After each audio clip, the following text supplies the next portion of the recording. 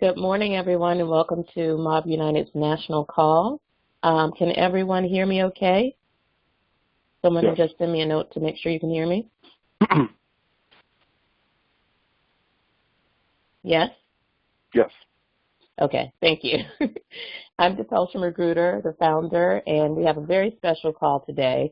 But before we get started, I just wanted to share a little bit about the purpose and mission of this organization for first-time callers. Vanessa, if you can go to the next slide. So for those of you who are new, this group was founded last July, following multiple police killings of young black men and, boys. And our purpose and mission is twofold. One is to provide information and support for moms of black sons while also promoting positive images of black boys and men to counter all the negative ones we see in the media. And number two is more of an advocacy effort to influence policy that impacts how black boys and men are treated and perceived by law enforcement and in society as a whole. So we have two organizations. The first is Moms of Black Boys United. The advocacy arm is MOBB United for Social Change. And we have a 5-point approach to how we go about this. So if you go to the next slide, our 5-point platform is to, as I mentioned, influence policy. We want to change perception. We want to demonstrate our power, that's politically and economically. We want to partner strategically with like-minded organizations and individuals, and we want to promote self-care so that we have the fuel that we need to be on this journey. So that's a little bit about who we are, and before we go into our very special guest speakers, which we're going to do at the top of the call this week, I also just wanted to share a few things that have happened since we last gathered, a few positive things, particularly in New York. You probably saw that Mayor de Blasio announced that Rikers Island will be closed. It's going to take a long time to do it, about 10 years, but people have been pushing and putting pressure on this, lots of advocacy around this for years. And after all of the pressure and also seeing the Khalif Browder story on TV, he announced that, they agreed that Rikers Island can't be turned around and informed and it will be closed. So that's great news. Also, just last night, Governor Cuomo in New York announced that they've also reached agreement on passing the Raise the Age legislation and putting it in the New York budget. It would raise the age from 16 to 17 next year and then up to 18 in 2019 for people to be charged as an adult. So that means that youth offenders wouldn't continue to be housed in adult correctional facilities. This is also a really big deal and something that MOBB United has been involved in. So I just want to say thanks to everyone who called, who emailed, who tweeted about Raise the Age. Chris Baldwin, who's our chair of events and demonstrations, mobilized the call center for this with support from C. Kayla Daniel and others. Also, you should know that just last week, Tammy Greer-Brown and Delisha Reynolds-Hand, who is our chair of policy, had several calls with the New York State legislators to share MOBB United's position on this issue and also to get the latest status on the legislation. So we were very much in the conversation, and we were tailoring our strategy along the way based on the information we were getting. So that's what we want to do all around the country. We want to be involved in these conversations. We want to have a united front. We want to state a strong point of view, and we want to have a seat at the table. So we're going to be replicating this all around the country, particularly at the local and state level, given what's happening on the federal level right now. So that's the good news. On the flip side, also recently, Attorney General Jeff Sessions announced that the Justice Department is rolling back some of the reforms and police agreements that were brokered during the Obama administration. So this makes our fight really tough. I mean, it was already tough, but that's, really eroding a lot of the progress that President Obama was trying to make in terms of more police oversight to limit police brutality. So we have our work cut out for us, but as I mentioned, we're going to shift to state and local, and we have to be in the fight and on the front lines. Moms on the front line is our mantra. So thank you so much for all that you've done so far, and look for more information on how you can get involved. So at this point, I want to turn it over. We have two very special guest speakers today who have experienced the criminal justice system firsthand from different perspectives, and they're going to share some of their experiences and thoughts on it. And to introduce them, I want to turn it over to Vanessa McCullers, our Chair of Communications. Vanessa?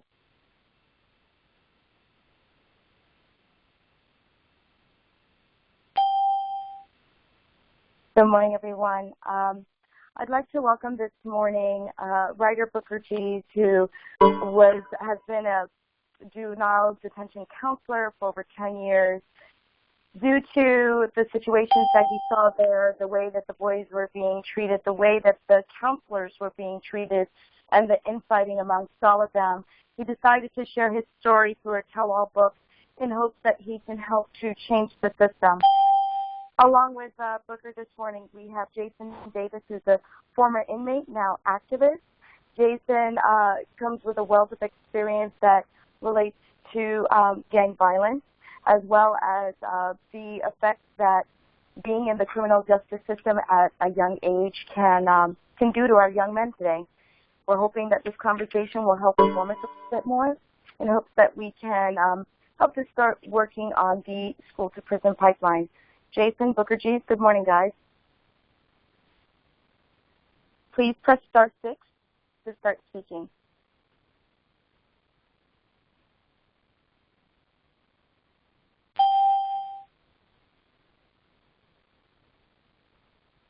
Jason, please The press first speakers can press *6. And also, Vanessa, if you can mute the dings of the people calling in. Sure, no problem. Yes, you can hear me now? Yes. Okay. How you doing? I can hear you now.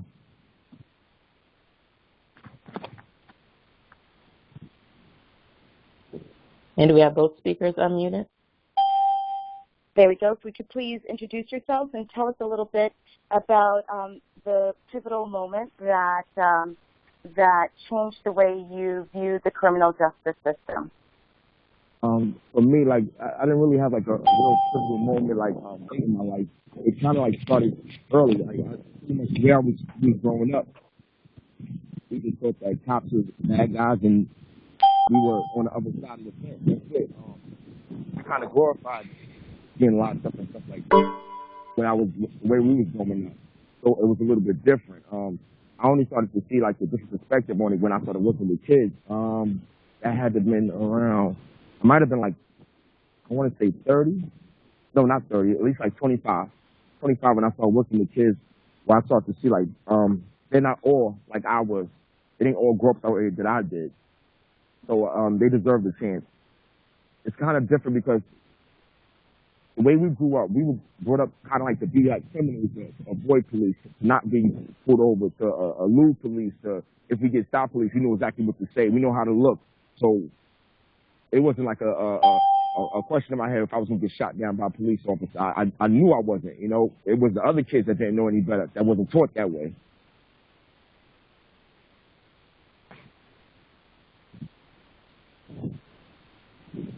Thanks so much. And Booker G, can you please share your experience as well?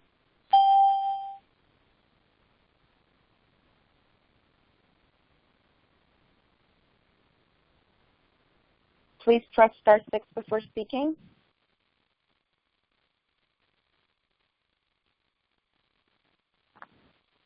This is Cecilia. Why don't we move on a little bit and let's see if we can bring him back on the call. Jason, if you could share with us a little bit about what your life was like as you were growing up. Tell us a little bit about your beginnings before you were incarcerated. I mean, kind of early in my household. I didn't think we were poor like that until like I started going to school.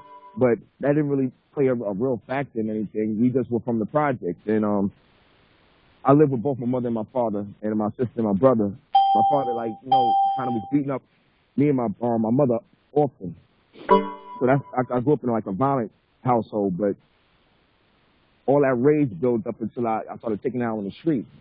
So I was kind of like itching and dying to get out in the street so I can like release a lot of this tension and rage I had in myself. But it didn't take long before we had brush-ins with the law. But as a kid, like, you know, we were kind of like taught, like I said, a little bit different. So I didn't get caught until I was at the age of 26. The first time I went to prison was at the age of 26.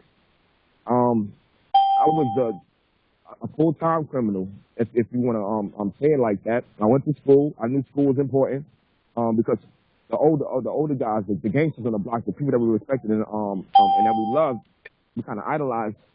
They taught us that school was important, but we were still doing criminal stuff all the time. But that upbringing, it took me a long time to figure out that it was a little bit too much, and that not everyone is supposed to live that way.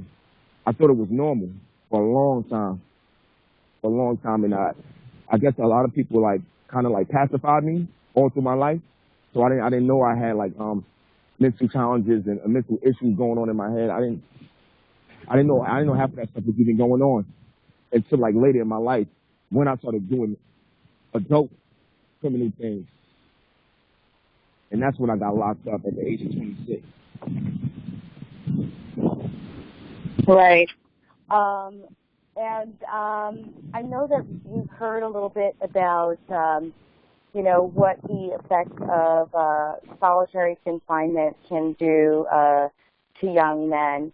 Can you give us a little bit of background on, when you were, instances where you were placed in solitary confinement and how you responded to that? Okay. When I was locked up, I wasn't acting up that much. As far as the administration went, I was a tyrant, so they didn't want me around everyone else. So they put me in administration segregation, where that was okay. And that's when I got put into solitary confinement. I was in there for maybe like 2.5 months, maybe 3 months. But when I was in there, I kind of was used to it. But I knew a lot of people that was not taking it too well. So I could easily see how a teenage boy can go crazy being in that kind of situation. Because I had all kinds of mental challenges I was dealing with. Anytime when I was in there, I could end up hurting myself. If I got too bored, when you're inside your own head, because you're confined to that simple space, so you don't get to do anything. You don't get to see people. You don't get to do normal things that human beings do. I think people take for granted that interaction with other people. So even in a prison population, you can deal with other people. It might be aggressive sometimes. It might be ill-mannered sometimes. It might be a whole bunch of different things. At least you're interacting with human beings. When you're not and you're confined to that one simple space, your mind can play tricks on you sometimes. You don't feel human anymore. And you know that the system that's created to confine you in that space, they're trying to it almost feels like they're trying to not make you human anymore.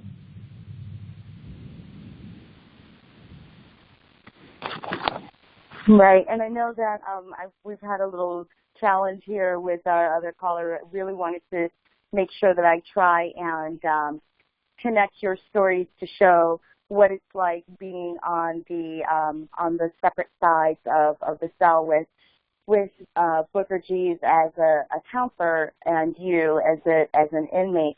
But one of the things I would love for you to share with us, because I think we really would like to get a deeper understanding that the fact that they're raising the minimum age in New York is so huge because because of the mixing of the juveniles and the adult inmates. So I wanted to see if you could just kind of tap back into that time. I know you said the first time that you were arrested. What was that? Where was the sense? Do you recall something? I had many specific about your time. I had many friends that was at that age, 15, 16, 17 years old, getting locked up, and being charged as adults and being shipped up to be sentenced to go to prison with adults. It's kind of. I got mixed feelings about it. I got to be straight honest with you. I got mixed feelings about it. I grew up in a neighborhood where sometimes 15, 14-year-olds did adult things like shoot people. I've seen 12-year-olds shoot people before. I've seen 13-year-olds shoot people before. I've seen dudes victimize their own family members at times.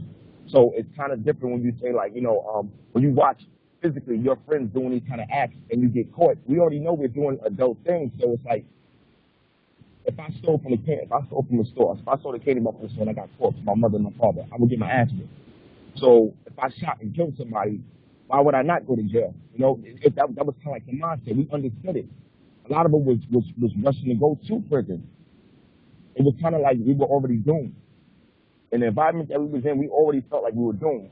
We was going to hell anyway. We was living in hell already, so it didn't really matter what the age limit was. Whether I went there at the age of 20 or whether I went there at the age of 30 or 15 years old, it really didn't matter to us at that particular time. I see after I started working with non-secure places and stuff like that, the effects of like how people can turn around, how sometimes young kids make adult decisions, but they're not adults, and I'm starting to like get more into the grasp of that, where some of these kids can be reformed. I know they can, from working with them. I know they can be reformed. And I guess that's what you're referring to, like, raising the bar, like, so they're not sentenced as adults and they might have a chance. I think they got to really cherry pick those kind of situations, though. You really do. You really have to like know the background of some of these kids. You really have to do that. If I had got caught early in my life, and I was actually put into prison, I'm trying to think would I have changed or not, and honestly I don't know. But you have to equate that with how much damage did I do before the actual time I was caught. I got caught at the age of 26, but how many people did I hurt in that time period? How many lives did I really destroy? How many people did I kill? How many people did I actually convince to be a part of that kind of movement that I was on, destroying community from community, state to state? You have to weigh all those things out. So when you're talking about raising the bar and being a little bit lean or even more support for them, the thing that haunts me the most is seeing the victims, survivors, the parents and stuff like that, the sisters, the brothers that wish death for me, wish I had life in prison because I've done something to one of their family members, one of their friends, their uncles, or whoever I did anything to. That's what I think about the most. There you go, Booker. Hey. All right, great. Okay. Thank you so much for sharing those thoughts on that. Booker, I hope you've been hearing a little bit of this conversation as we've been going along, yes. Trying to get some more background and information. And I know that you have been on the other side of that as a counselor. So two quick things, Jason. Just one quick thing. Please speak up a little bit more. We're loving the story that you're sharing with us. We just want to make sure that we can hear it. So if you guys could share with me, and if Booker, you could share with us a little bit about your experience on the other side of the cell and what it was like as a counselor, your first interaction with your juvenile inmates. Okay, my story starts off back in 2005. Prior to working as a juvenile counselor, I actually was a clothing designer, a father. And I was going through a custody thing, and I ended up getting a job as a juvenile counselor.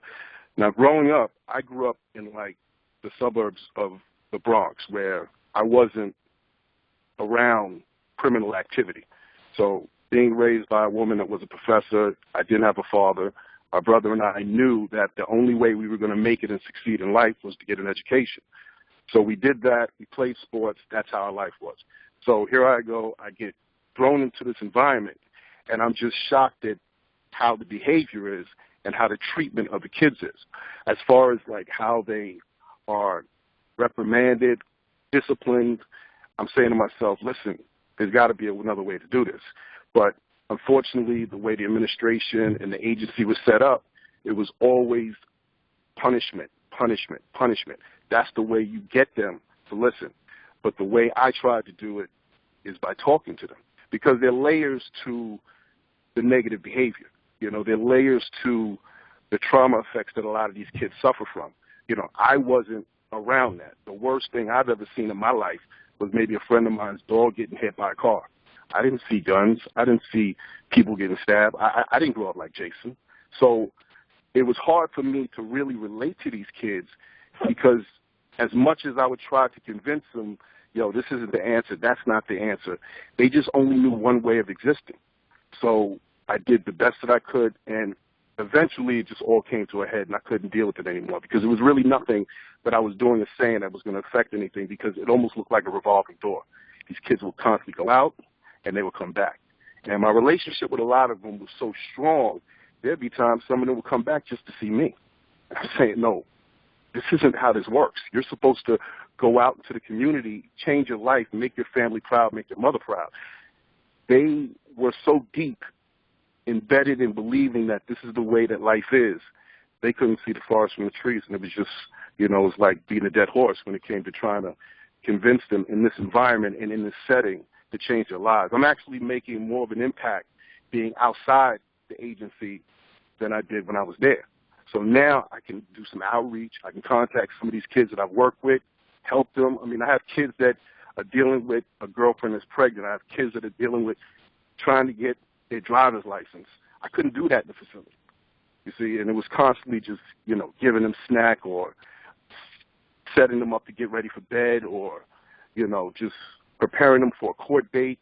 I mean, the book itself is a total creation of everything that I've dealt with. I go through incidents. I go through relationships with staff. I go through, trying to change things but really not making an effect.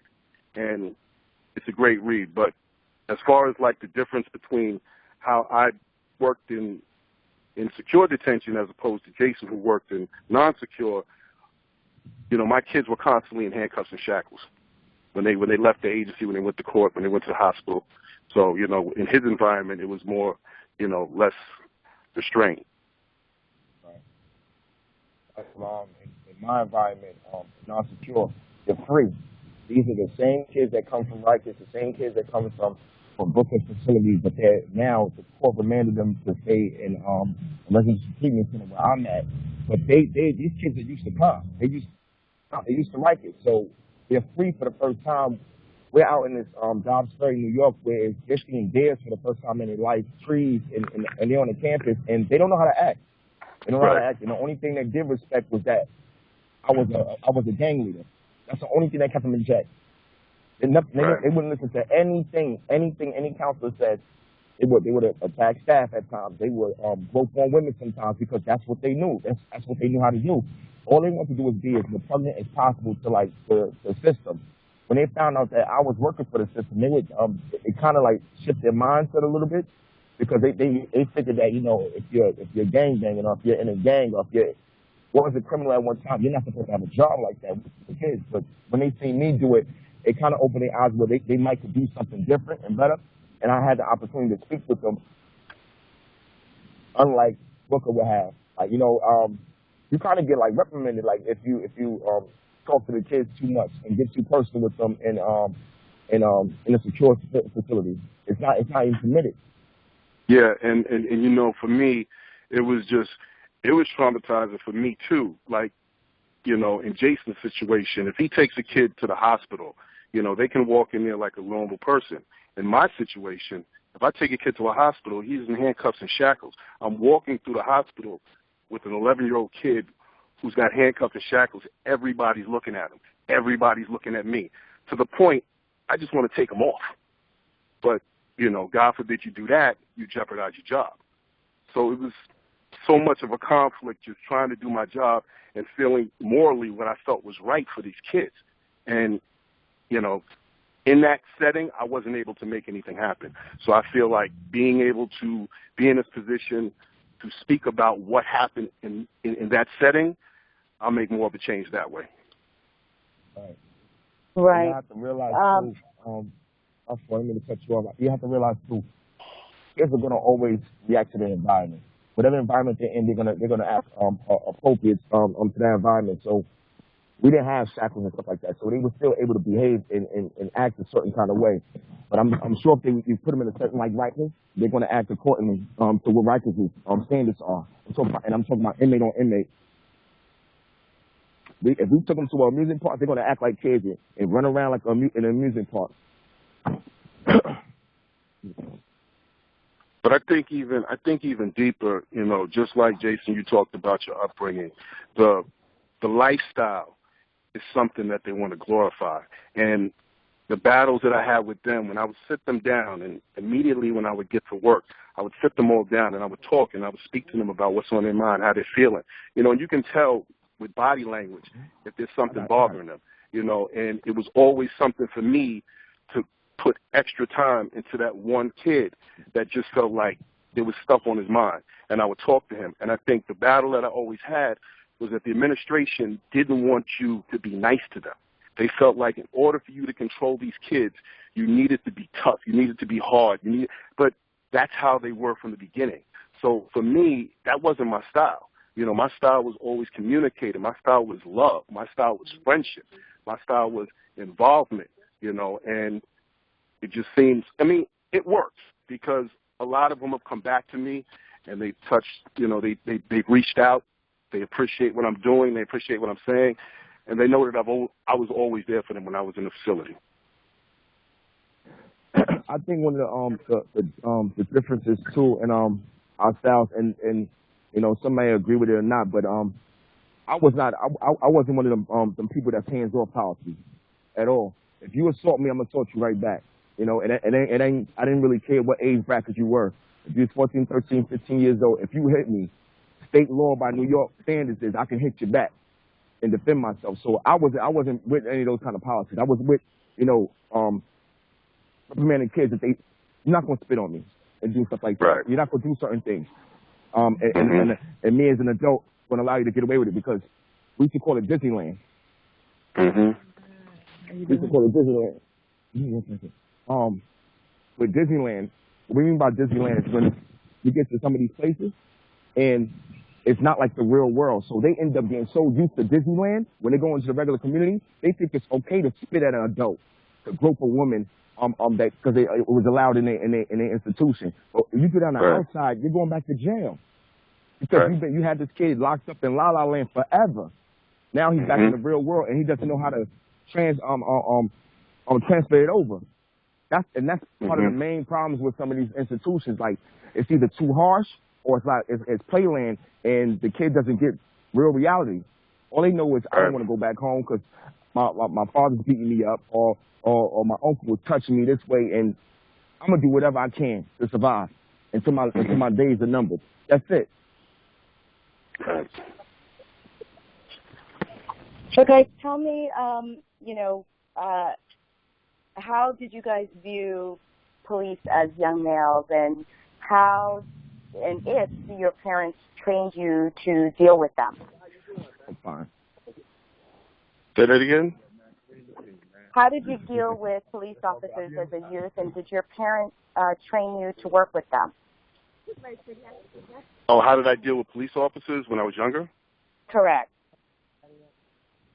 You know, where I grew up, it was a predominantly Jewish neighborhood, so I wasn't exposed to constant, believe it or not, I wasn't exposed to constant police harassment like, you know, maybe Jason has. I mean, you know, when I was in school, I might have been one out of two black kids in the class. So, you know, my mom made it very clear to me that I was special and I was different. You know, my father passed away when I was 5, so my mother was pretty much a father and a mother for me. She was working countless hours, and, you know, I had to be a good role model for my little brother. So it was important for me to just kind of walk straight.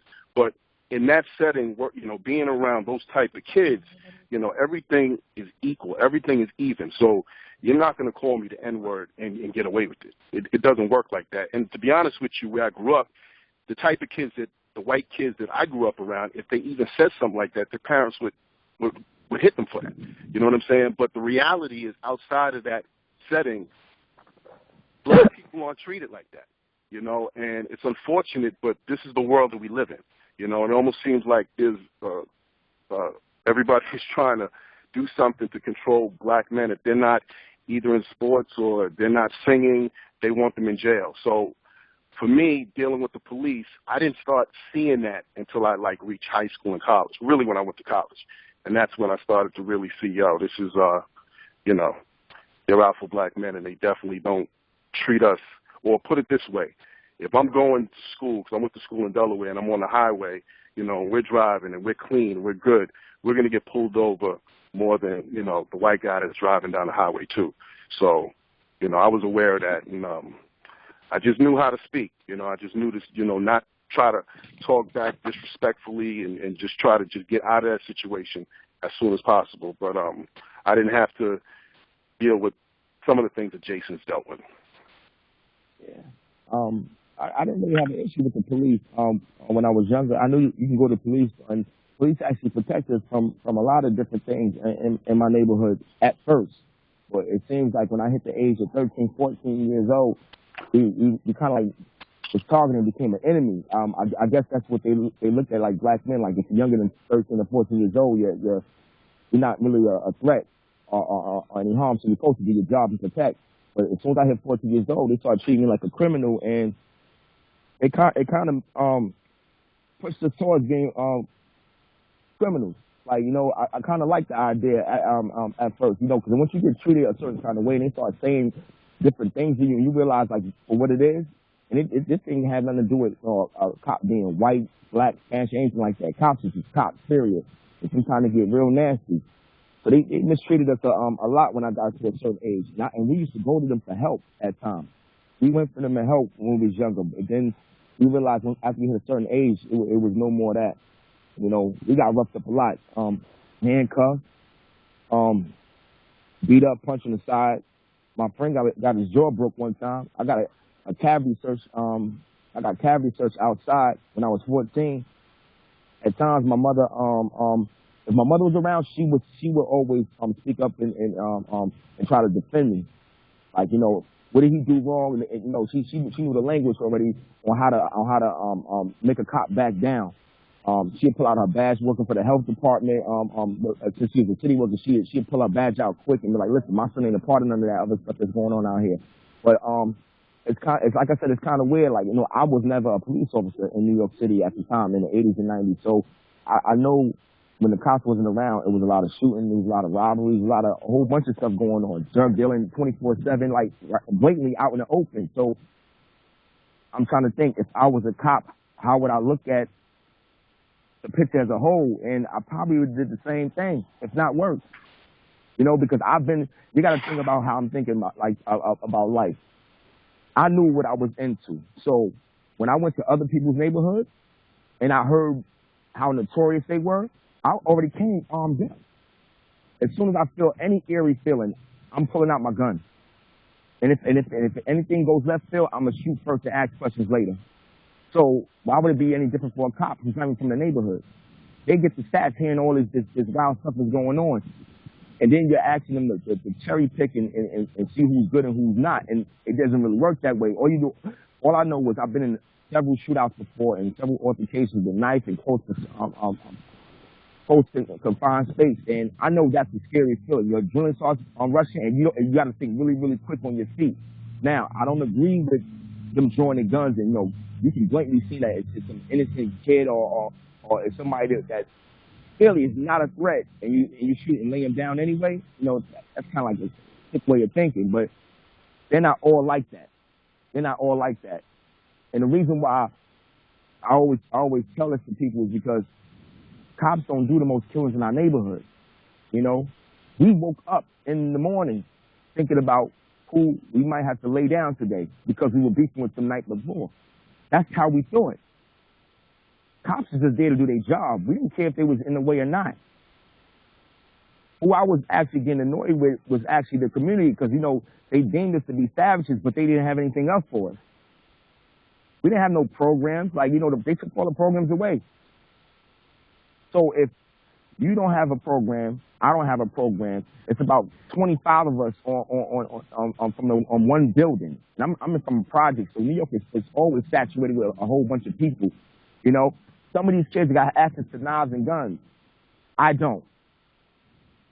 And the community and society wants me to play by the rules while these other kids who are my peers are not doing it. I can't. It doesn't make sense to me. It doesn't make sense to me. So if I got pulled over, and I did several times with a knife, it's actually, I had several cops pull me over, found a knife on me. They said, "Listen, you know, we got to take the knife, but go about your business." All they wanted was drugs. It happened several times. They knew what kind of conditions we were dealing with, so a lot of them were lenient to us, and some of them wasn't. You know, it's pretty much like it's certain people. Good morning. It's certain people that act funny. Go ahead. Well, I know for me, being on the inside, I wasn't a cop, but, you know, I dealt with situations where we had to intervene with fights, or we had to deal with disgruntled kids and stuff like that. And I just found that certain people, based on how they were culturally raised, dealt with an angry child a little differently than somebody who was kind of used to being around those type of kids. Because it's not always that the kid wants to hurt somebody. I mean, they're just defending themselves, and they've been through so much that there are things that they dealt with, that there were issues that were never resolved. And once you know that, you got to look at them as children and not look at them as violent people all the time. And I always felt like there were situations where a kid would be refusing to do something. It could be strip searched, and he'll be surrounded by 5 or 6, maybe like 2 officers, maybe a supervisor, maybe like 2 or 3 juvenile counselors, and they're ready to pounce on this kid. You know, and I'm like, how does that make that kid feel? And sometimes these kids are like 15, 16, you know, all swolled up and angry. You know, there were times that I would initiate a restraint, seriously, and put a kid down and say, yo, just chill, just lay down, just hold, you know.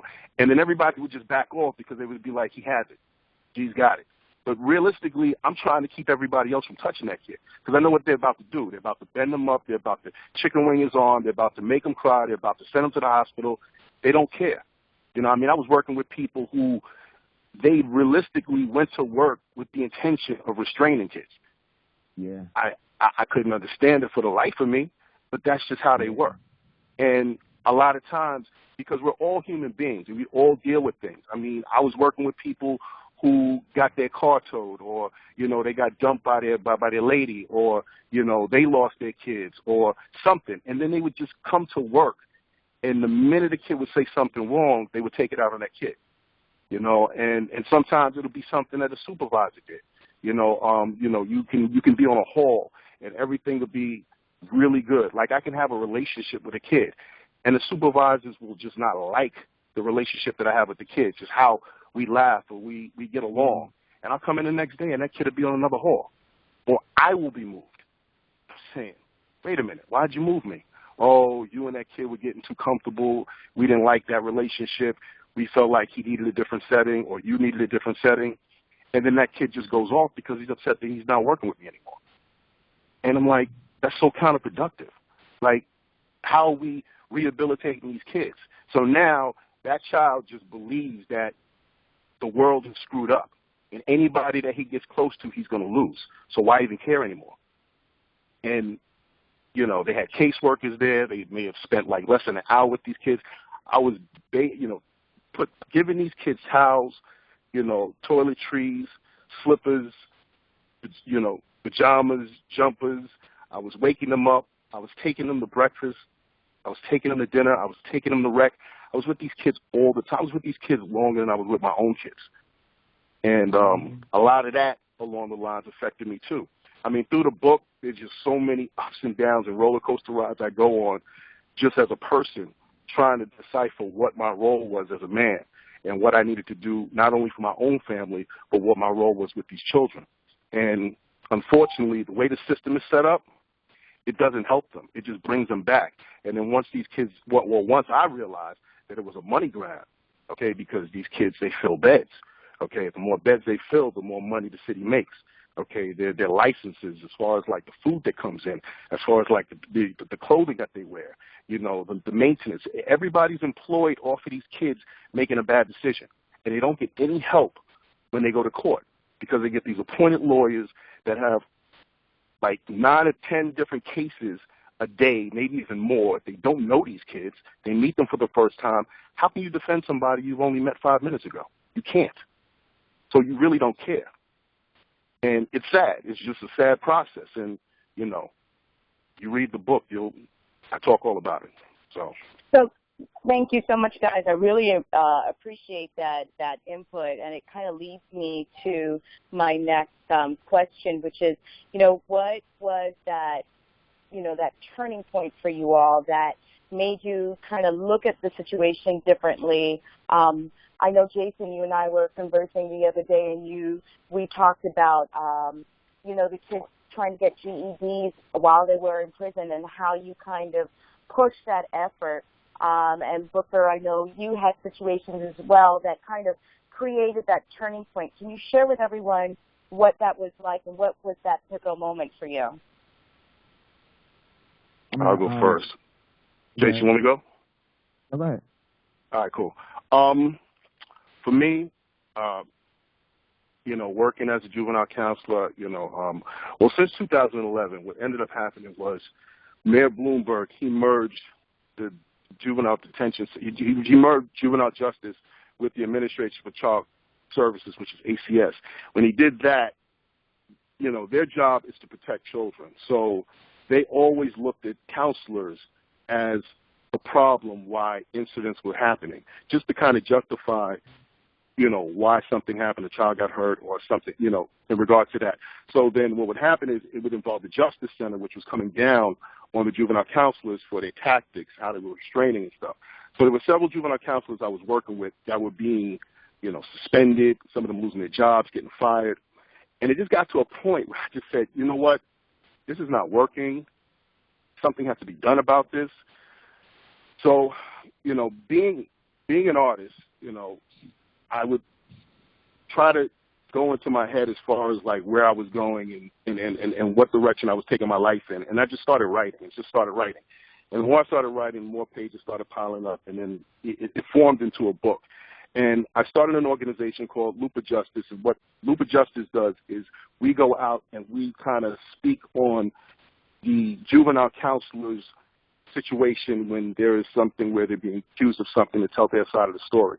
In doing that, I realized the greater purpose that I had, which was to find ways to diffuse the myth that jail life is fun, okay? Because realistically, jail life is slave life.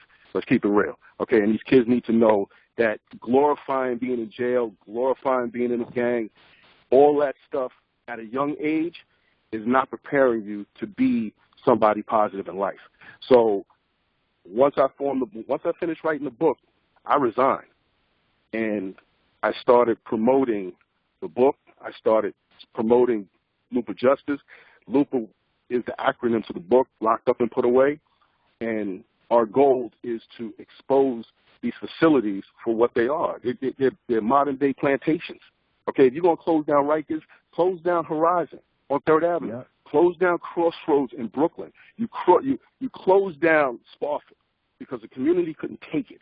Okay, it's sad when you leave your house and your children are looking at jail bars as they walk around. Why would you put something like that in the community? It's already putting them in their mind like at some point they either believe that they're going to go there. They know about 10 or 15 friends of them that have been there. So to them, it's like a badge of honor. I can't wait, to bring my rep up. So why are you putting that in these kids' heads? So, if in some way all this gets out there, they need to close down these facilities. And they need to structure the whole format of how they rehabilitate these kids off of crimes and, being arrested and, getting incarcerated, because we're just making mini criminals. And it's really sad because a lot of these kids aren't like that. They're tremendously talented. They have so much to offer life, but once they see that there's no ends, they belong here, they're here, they don't care. They want to be the best criminal they can be. And it kills my soul to see that. I mean, I was watching 11-year-old kids being locked up, 10-year-old kids, all black. Like, what's good with this? Who's defending them? And then I'd go through months without seeing a white kid in the facility. They're getting arrested too. And when they do come in there, they're out like in 2 days. What's up with the judges? What's up with the lawyers? What's up with everything? It's just a mess. So, with the mission Jason's on and the mission I'm on, we're hooked on this. And we definitely want to change this. We want to educate these kids and let them know, stop glorifying this. And Jason definitely helps because you can't ignore his experience at all and what he's been through. Okay, I was a counselor. Bang, I never held a gun and walked around blasting people and, gangbang. I never did. But this dude did. And he's telling you to stop it. You know what I mean? Because we're just killing ourselves. We're hurting our parents. We're hurting our mothers. It's sad when you have to constantly go to court for your child just because it was a they thought you looked like somebody who robbed somebody. That's goes on every single day. Why? You know, and I try to tell these kids, you know, they just out to exterminate the black race. That's what's going on in this country, if you want to really keep it real. So don't give them something. And that's what my mom always taught me. Don't give them a reason, okay? Go to school, get your education, do what you have to do. I'm a father of 4 children.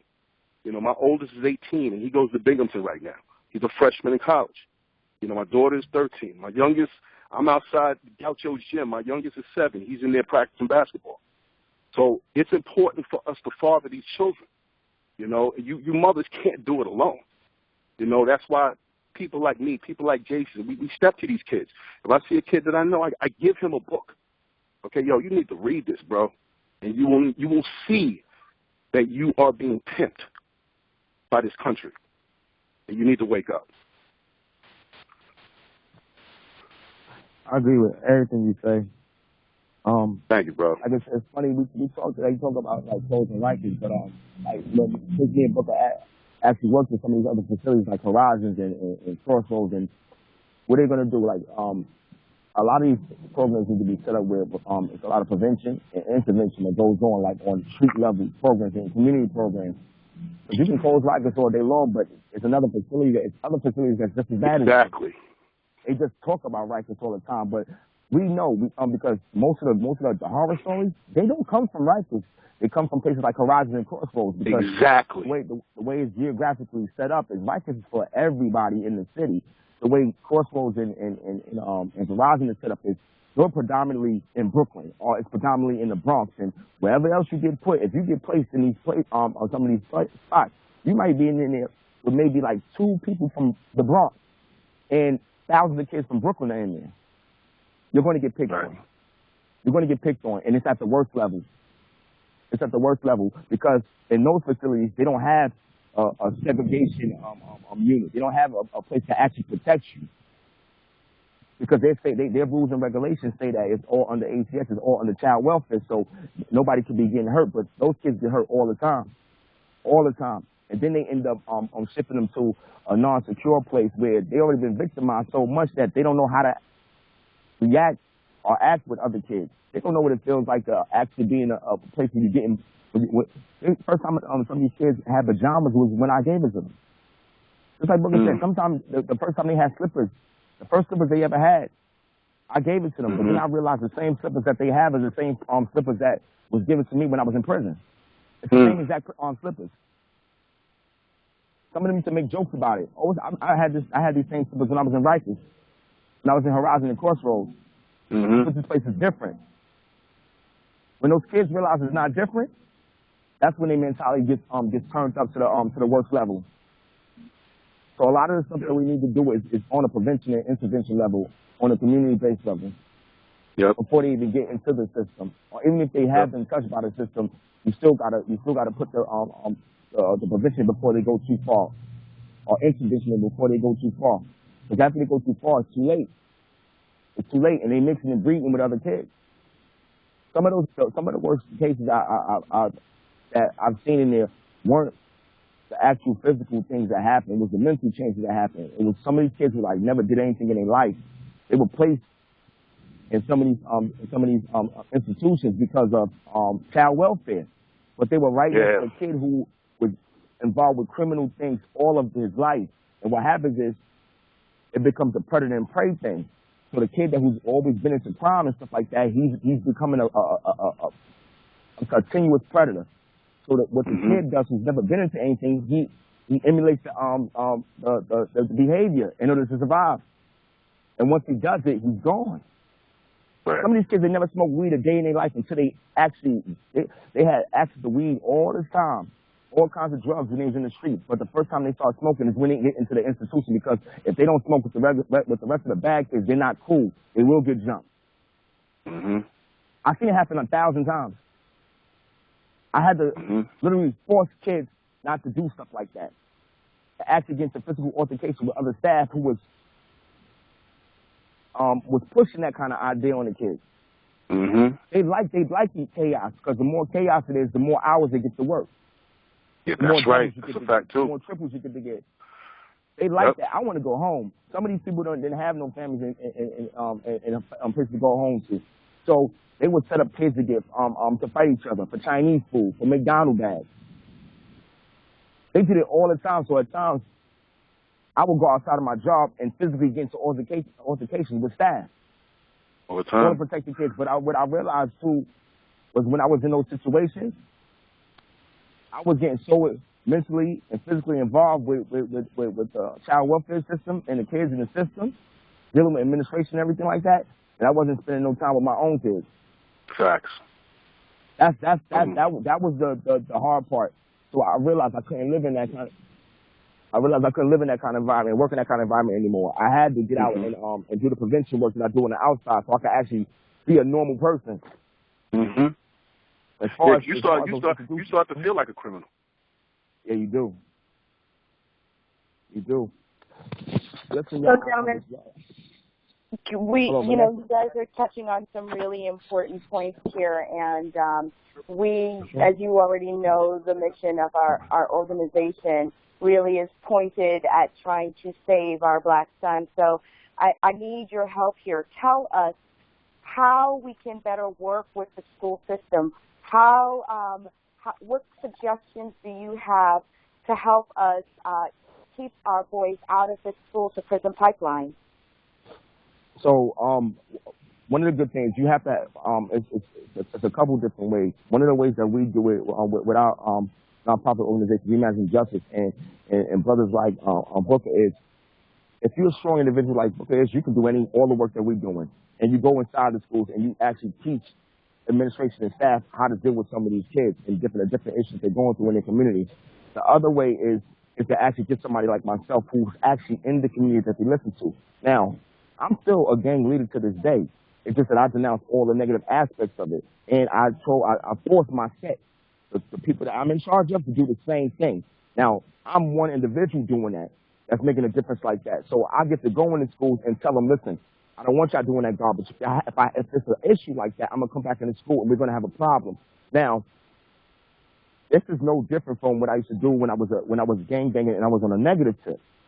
If I tell somebody to go gun down a car, shoot up a house, they'll do it in 2.2 seconds for me.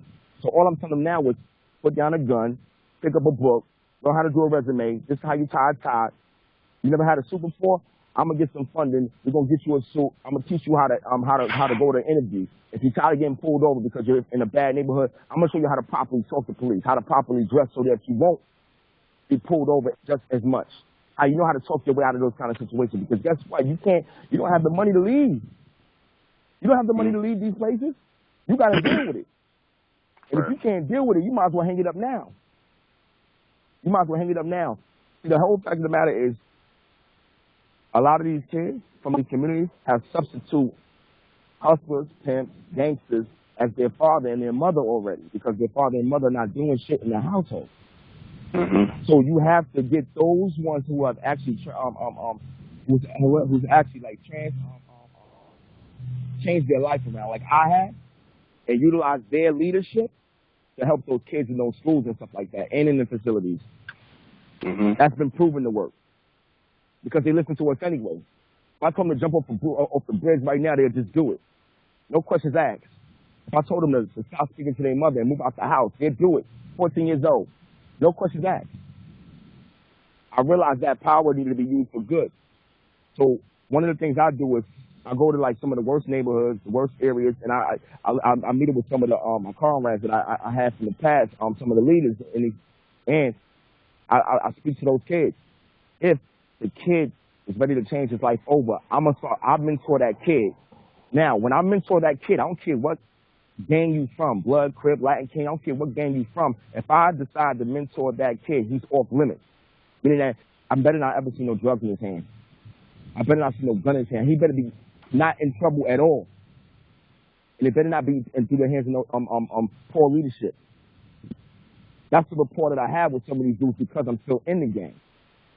And it works to my advantage. Mm-hmm. I don't expect any mom that's on the line right now, that's listening to this right now. I'm telling you, and it's a harsh reality of it. Y'all don't have more power than I do. Y'all don't. It, it, it would never equate because that immediate fear that goes into those kids' hearts when I speak will overpower any love that you have for them. And unfortunately, it's like that. That's the unfortunate part. It's like that. So the job becomes tougher. So we need to collaborate together. When we collab together, we can take the community back piece by piece. But we have to do it together. It can't be we want to save our kids and we don't want to help the community in the process. It doesn't work that way because they have already divorced their real actual parents and they adopted these new parents that are gangbangers or that are pimps, that are hustlers. They already adopted them. If you try to save those kids, you can't take those kids. It's not ACS. You can't take those kids as like child welfare. It doesn't work that way because they're playing by street rules. And guess what? I don't expect y'all to be armed up and going into projects and taking kids and save them that way. But I can though. So utilize people like myself to go up in there to do the work that needs to be done. I don't expect y'all to get your hands dirty or any stuff like that. But I do expect you to stand side by side with me knowing that the tough job I got. The police are not even doing this. I don't walk around with no badge and no gun. I can't. I can't. I had to force my way into it. I got a Class A felony. I was on Delaware's most wanted list for 4.5 years of my life. I terrorized multiple cities and states. I'm not supposed to even be working with kids. But they realized that who's going to do the job then? You can separate me from the kids all you want. If I still have a negative aspect and mindset that I used to have, even if you separate me from your kids, I still have control of your kids. Whether it's from social media, or Twitter, a text, a phone call away. I can write letters and cause riots in other states. That's how strong the power is. It's too potent. So you need to find the ones that actually have changed their life around, that want to do good. Let them utilize their energy and their resources and their leadership to get those kids back because they just listen to them. Thank you, guys. We really appreciate those answers. We're going to take a moment to open the call up to some of the folks that are listening in. We know we've got a lot of questions out there. So if someone wants to ask a question, if you could please press star 6 before you start speaking and go ahead and ask. Our first question. Good morning, it's Manera. I have a question. Booker and Jason, thank you so much for sharing. That was quite a bit. My question is, because we are already in the thick of the throes, we're dealing with generations of aftermath and repercussions of this condition in our community. The hardest thing as a single mother in dealing with the men who come back in our communities or the men who are in our families is how do we effectively deal with this situation, one, without emasculating them in trying to redirect the behavior and be helpful, because on one hand, some of the things that we choose to do as mothers and family members, it actually is enabling, but on the other hand, these are areas that are points of deficit for them. So as men who have already gone through that from the witnessing side and the experiencing side, what would you say to us as a group of women who are choosing to fight this fight with you? How do we do that effectively without becoming self-defeating? Got you. Look, let me chime in first. Go ahead. All right. So you're from a community where there might be a little bit disparity and probably marginalized things going on in the area. Am I right? Yes. So I'm gonna ask you a quick question. Like, do you know how many kids do you actually know in your block by first name on first name basis? The neighborhood I grew up in, I know all of them. I know all their cousins and them. Everybody right. Pretty much, it's like 6 or 7 families that have just amassed and grown. So everybody does know everybody. That's the first step. What often happens is I find women that are mothers that want to help and do the work and stuff like that. But you know what happens is they might have had their child taken out of their life, shot down by any type of violence. And what happens is the first thing I'm asking them is, you know, Did the community know you? Like, oh, I've been here all my life, and you come to find out they don't know anybody on the block. They don't know any kids. It's impossible for you to do the work that you want to do if you don't know anybody, if they don't have rapport with you, if they don't respect you. I know some of the hardest gangsters that can't say anything to me to this day, but some of my neighbors that are in their 70s, if they tell me to stop, turn around and go upstairs, I'm going to do it automatically because I respect them that much. You have to gain the respect back. So it's simple things that you do. It's simple things that you do. If I'm going to Dunkin' Donuts, I'm going to buy 2 donuts. And on the way while I'm walking to my car, I'm going to give a donut to one of the kids I know is out there. I know is out there hurting because I see what his mother and his father's doing already. All you're really doing is you're substituting the institution for the community. So in order for you to run an institution the right way, you have to know the community inside out, just like an institution. So you know who are all the players, the staff, the faculty, everybody, administration. You know who's running your community just like an institution. And when you know that and you have a rapport with them, whether it's a negative one or a positive one, the respect level is there. So listen, this is my baby. Leave him alone. That's his friend. Leave him be. And let the law handle all the rest. Right. Thank you. Okay. Hi. Hello, everyone. My name, I have a question from a mother perspective. My family got caught up in the 80s and 90s in that situation with my son. He was a teenager, and he's been incarcerated for 24 years for a crime he didn't commit. We were young parents and didn't know the system. We didn't know when the police approach you what to do as young parents. And so because of that, it has cost us my son's life, which we are still battling for 25 years. So what do you say to us as parents what to do? Because as a mother, what I know now, I felt that if I knew more about the justice system, I would have saved my son's life because I would have known my rights. I didn't know my rights as a young parent back then. So when the police approached my family, went to question my son, things like that, I didn't know. So is there things out there for us as mothers that we can get that training also? Because I tend to believe a lot of people say, the police, what do? We need to teach our kids.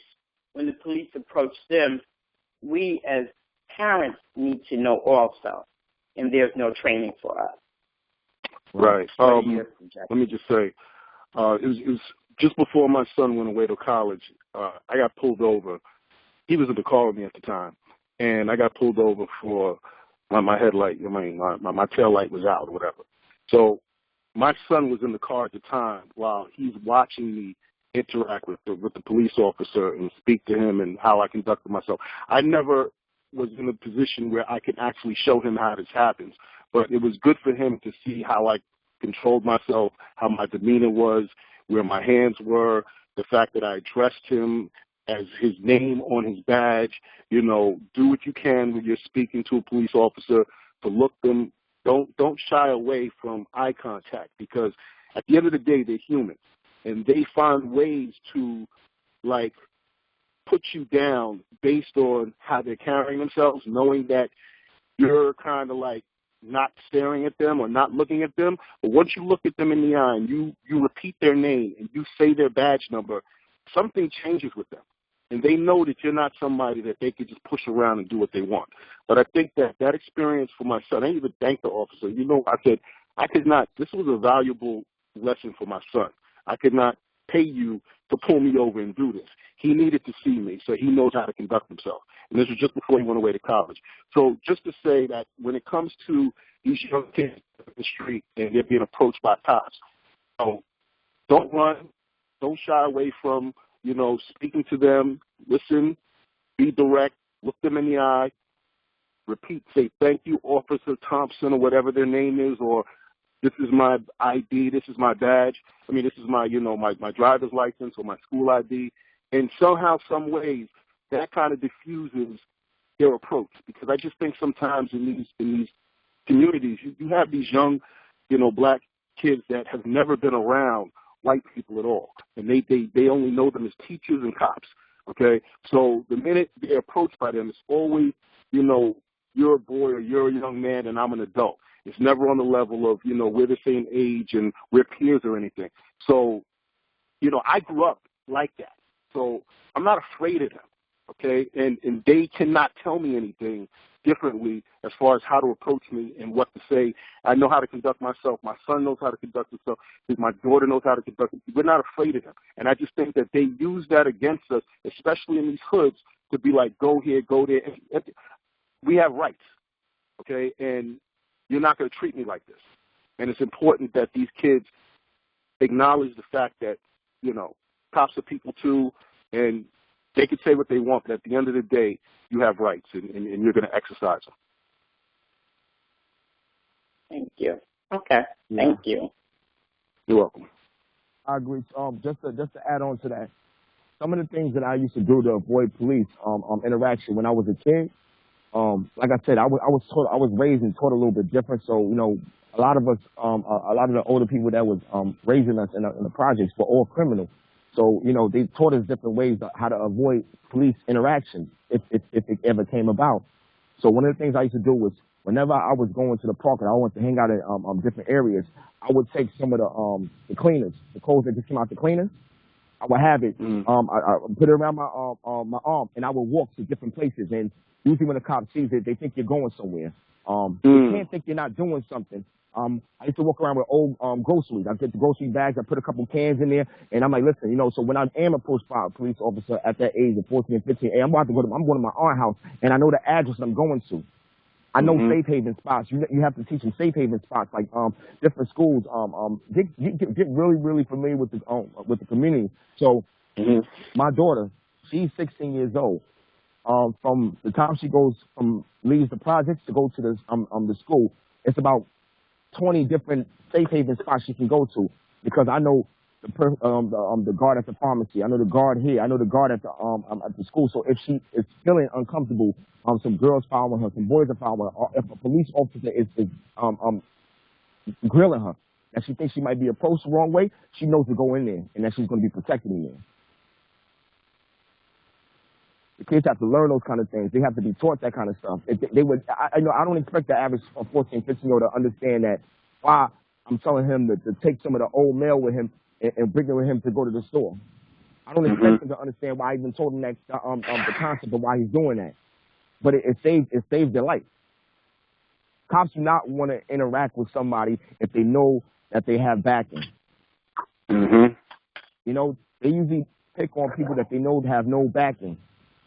But if they know that you're going somewhere, you have someplace to be, they won't really do it. That's why you don't see too many cops pulling kids over during the hours when you're supposed to go from home to school in the morning.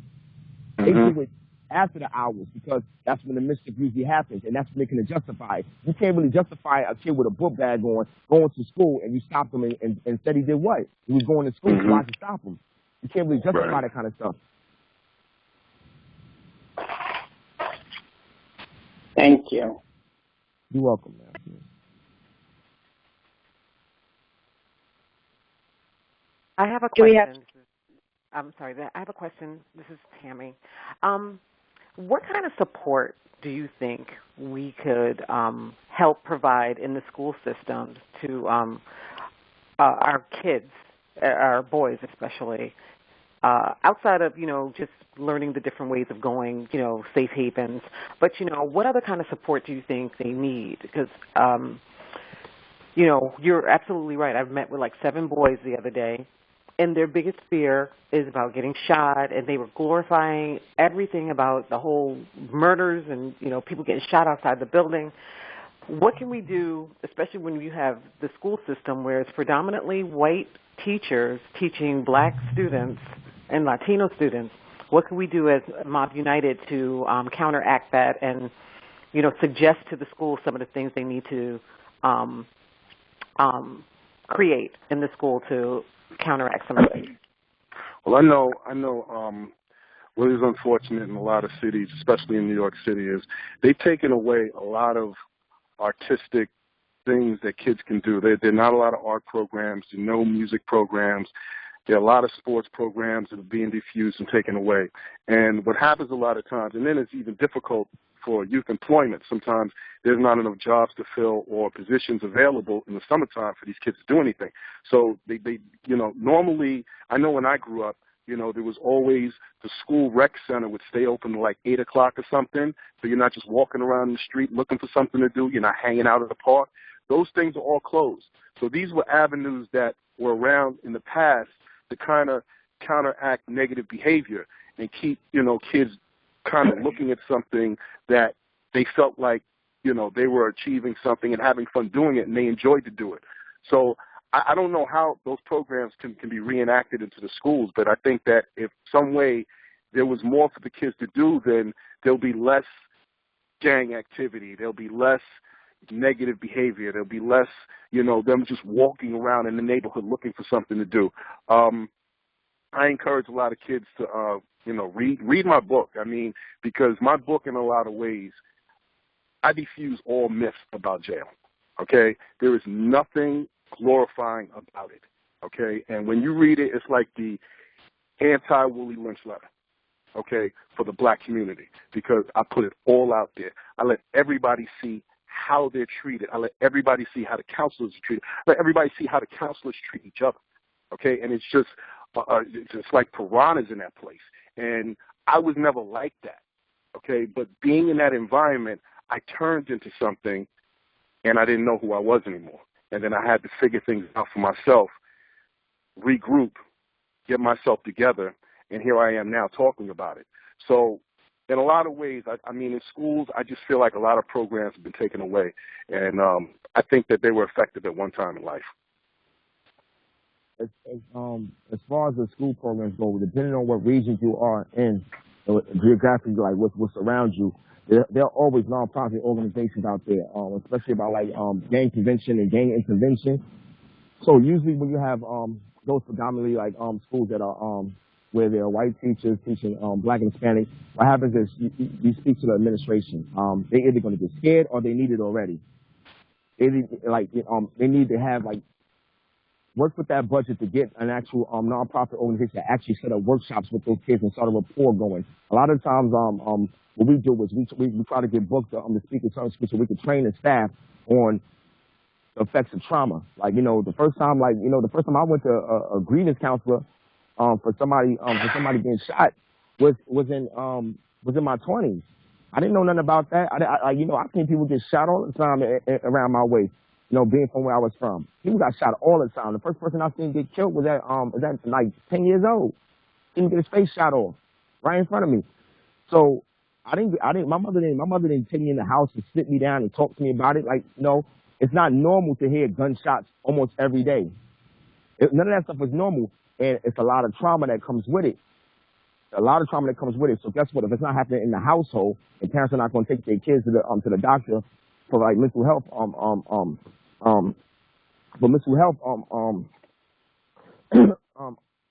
like training and stuff like that, or to help those kids, then you bring it into the school where they can set up trauma groups inside the school for things like that. Hello. My name is Deborah. Is it okay for me to say something right now? Yes. Okay.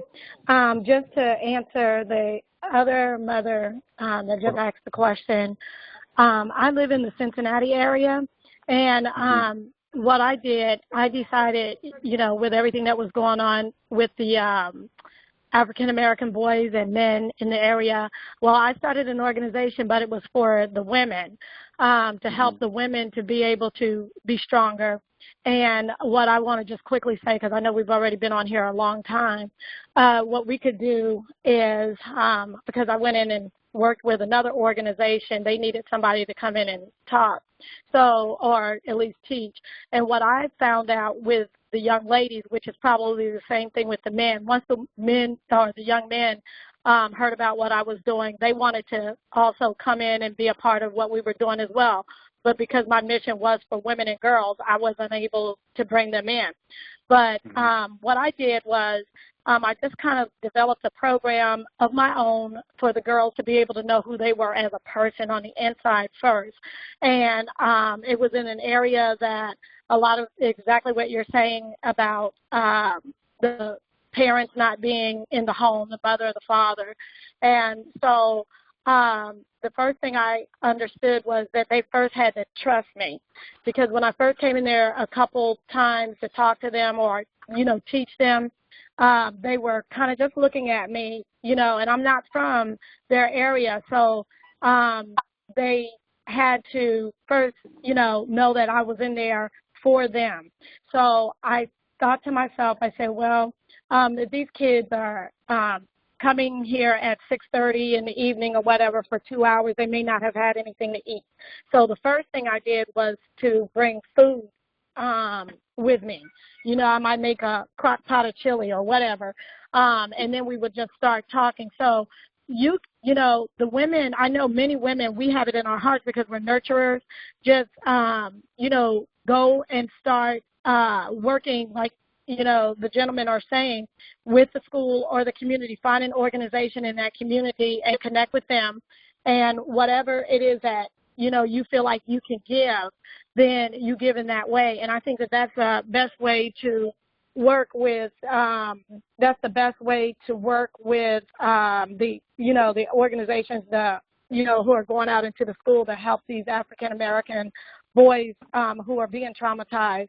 So the first thing is, I think we just have to realize is that our children, first of all, they don't know who they are as a person, as the gentlemen were saying. So if you can just start to do something to help them see themselves as a human being and them knowing that there is somebody who does care, I think that that's how it all begins. But I agree that you can't do this in like in the juvenile system or really even in a church. You have to come out and you have to start your organization so that you can kind of implement the things that are in your heart that that can make it better, for the boys and for the girls. So I just wanted to say that that's what I did as a mom. I do have a son who is 14. He lost his father 2 years ago. That's awesome. Now, did you have a question for the gentleman? Because, like I said, everything you were saying was awesome, and definitely I do encourage you to visit our website at www.mobbunited.org. But we will definitely get someone more questions in if we can. Okay, so the question is, how do we, I know the guys are going in, talking to the kids in the school, but how do we, do you want us to, as mothers, how can we go in with you, and help you? I know you guys are talking to them because, of your experience in the gangs, but how do you want the mothers to also be involved? Because I know during the conversation, the one gentleman said that, that you need us to work with you. How do you want us to work with you? As far as like going in and help. Well, for me, I'm like Jason. Jason's been on this path for a minute, so I'm just starting to get my feet wet in this field of being an activist, just talking about issues in the community. I'm gonna start going to like schools and organizations, speaking to the young men about, what their role is in this country and what the intentions of this country is for black people and black young men. So, once they understand this and once they get a chance to read my book, Locked Up and Put Away, they'll realize what it is that they have to do to make better decisions for themselves. And at the end of the day, it's not easy for, women to raise young boys. I'm a product of that. My father passed away in a car accident when I was 5. So my brother never met my father. He was born the same year my father died. So even for him, his growth as a man was difficult because, there was issues with him and me at times just because I had a little connection with my father before he did. So he had issues with that. that's totally over with him, and he's good with who he is. But, it's important that I guess as moms, I can only go by how I was raised. It's very important for mothers to always encourage their children to embrace what it is that they like to do. For me, it was sports, and I enjoyed it, and my mother really did what she could to encourage me and my brother into that. Then at the same time, it was arts.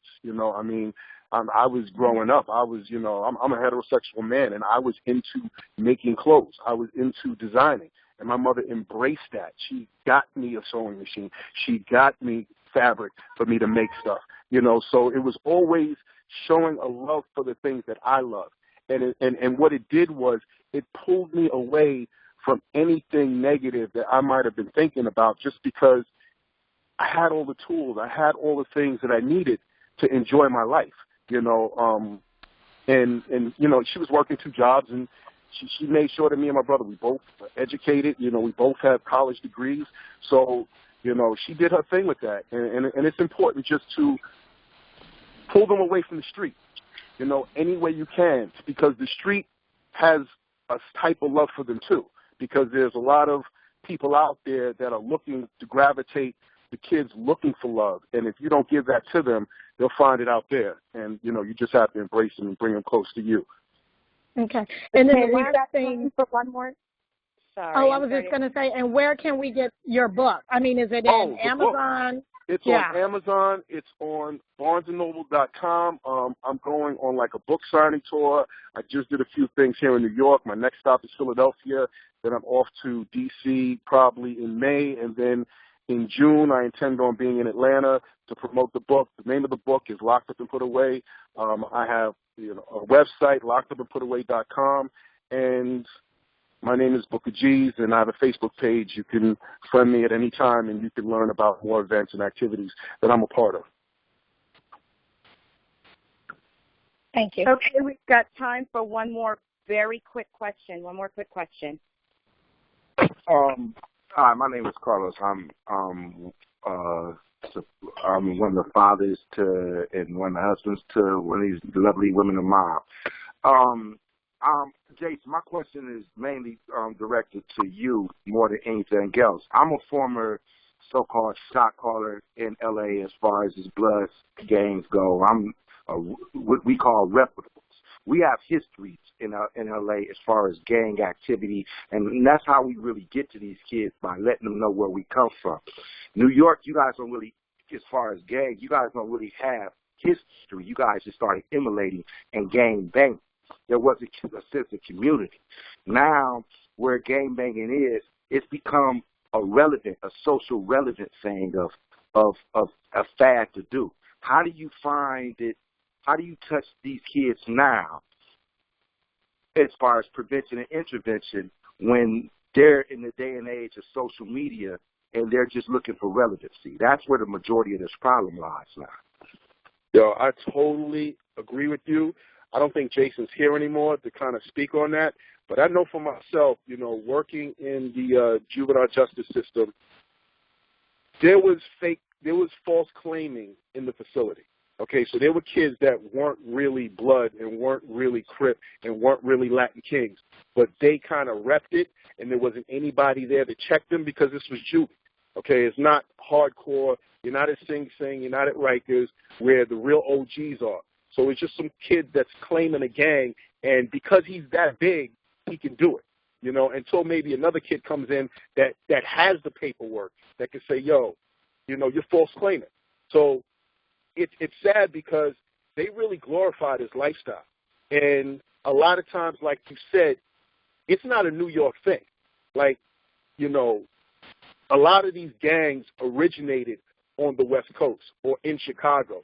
So sometimes New York is just and I'm from New York, okay? But it's sad that we're just latching on and taking it someplace where it doesn't need to go. Because I know in L.A. there's a lot of outreach. I know that, certain gangs in L.A. are out there in the community making a change. And I believe that Jason is that person here in New York that's doing the same thing. But the most I would do when I was in the facility is I would just let them know, listen, First of all, you're a minor, okay? And then secondly, you're not accomplishing anything when all this behavior, negative behavior. And if you have an OG in this setting, he's not going to agree with you acting like this. So just put down the front and just do your time, or, go to your court dates and get up out of there. That's it. As a gang leader, though, how do you really make those things happen as a gang? And if you say you're a gang leader, no. I'm not a gang leader. Because a leader is a gang leader. A gang leader is a cat that is an OG that comes from history, and he has that voice in the street and in the community, not from his activities that he did as being active, but his position in the community also.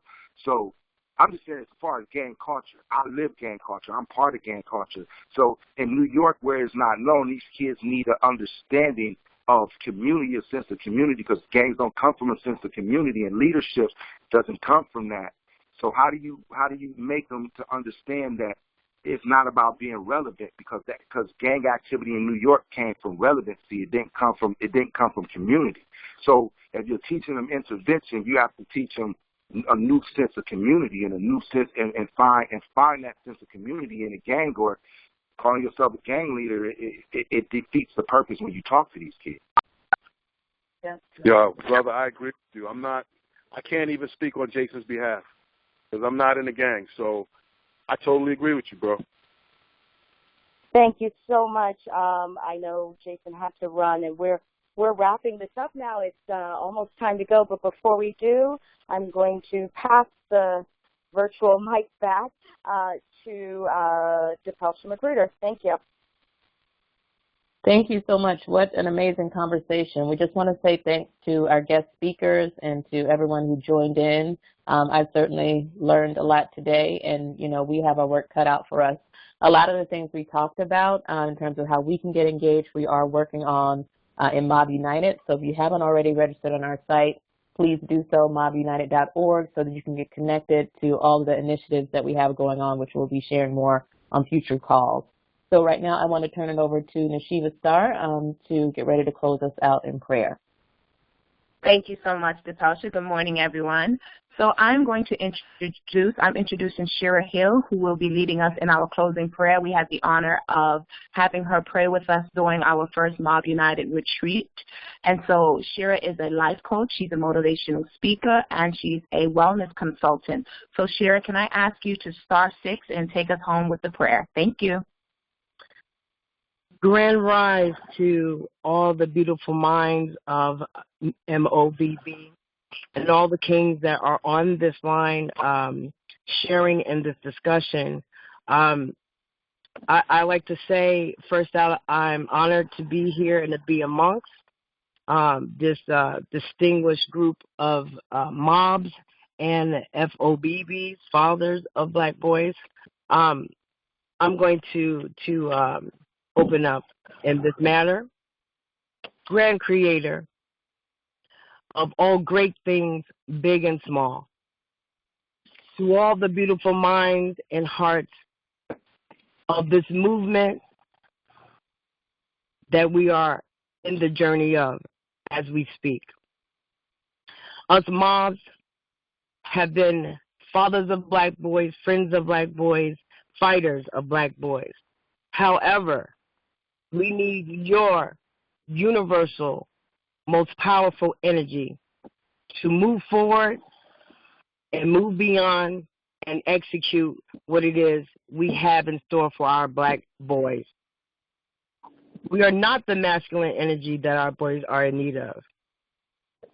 I like to ask and commission every Black man and in our community to specifically stand up and stand in and support the life givers, mothers of Black boys, to move on and create a space, a life, a path for our young boys to grow, to learn, to be standing people in this life, in this path that they have ahead of us.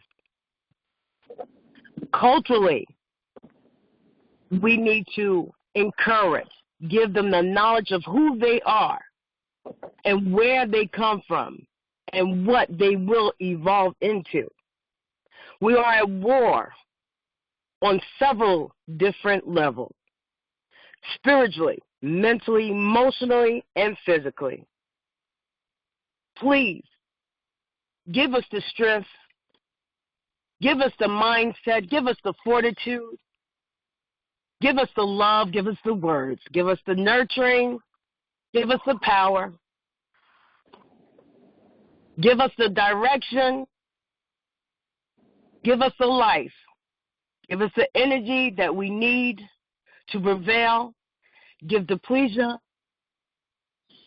her position to continue to lead us in the path that we may need for our young boys. I thank you. I appreciate you. I ask you all these things in the power of your most universal force. I ask you all these things to be with us and move forward in our journey. MOBB, I am honored, and thank you. Thank you so much, Shira. That was beautiful. And thank you, everyone, for joining the call. The next call is Saturday, April 22nd. Have a wonderful, wonderful weekend. Peace.